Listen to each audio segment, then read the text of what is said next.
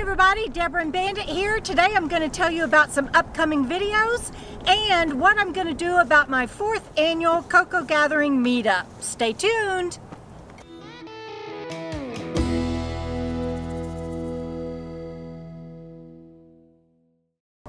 Hi everybody, thanks again for being here on my channel today. If you haven't subscribed, please do. Ring that bell and select all so that you know when I have put up a new video.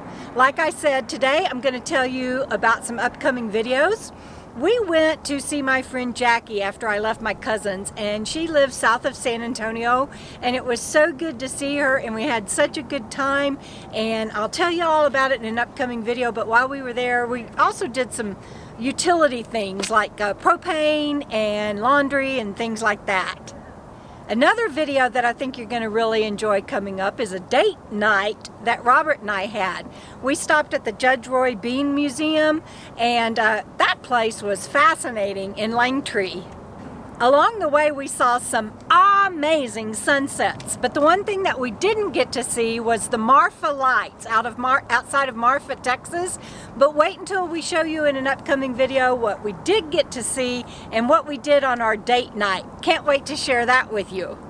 Since then, we've been holed up in Van Horn, Texas. By the time you see this, we will have moved on west, but I can't wait to show you what we did for our date night there.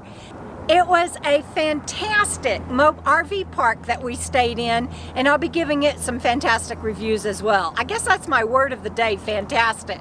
So speaking of that, let's talk now about my plans for my 4th annual, which would be in 2020, Cocoa Gathering Meetup that I always hold in Quartzsite. Everybody's been asking, and I have about 60 people already that have weighed in and have said that they are going to be there. So I'm going to tell you what my plans are. But first, you guys, I want to share something with you from, and I got to put my glasses on because I'm reading this straight from the ArizonaDHS.gov website. Before I tell you about what I've decided, I'm going to read this to you. So they not only have the CDC, and we're not going to get into debate on what is what and who is right and all of that, but their guidelines are per CDC, and they not only have guidelines for people attending private events or events, like wearing your mask and all of that, they tell event holders and event planners to follow the additional steps. Require the physical distancing, but they're putting it on the event holders to limit the attendance or seating capacity, to arrange the seating or layout of available seating so that parties remain 6 feet apart. We all know that, blah, blah, blah, but they're putting it on the event planner. They also want you to do things like make sure extra precautions are taken in the restroom. I have to pay every year to have those restrooms cleaned daily, and it's a constant fight with Sean every year to get that done. So extra precautions and register that? I don't think so. So also, I have to ensure that hand sanitizer is available at or adjacent to entrances to the facility and restrooms. Post physical or indoor electronic signage at the entrance of the event.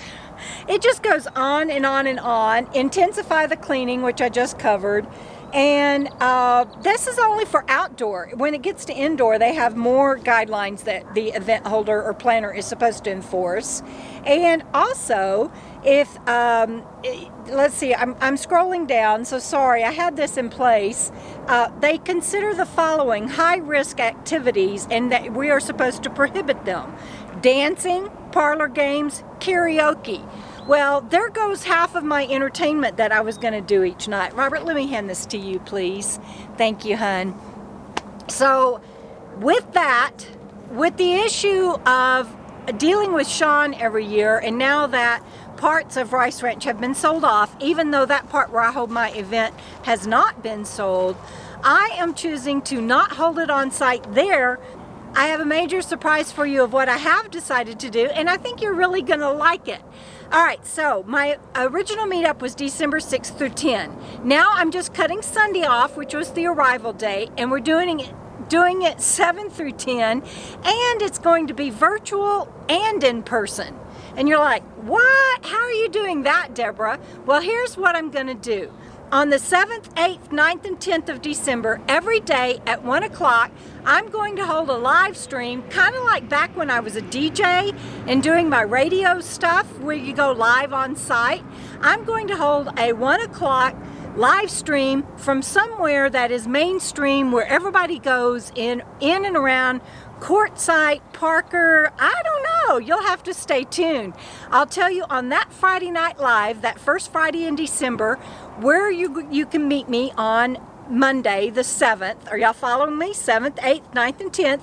1 o'clock Pacific time every day. I'll tell you where my location is going to be, and I'll do a live stream.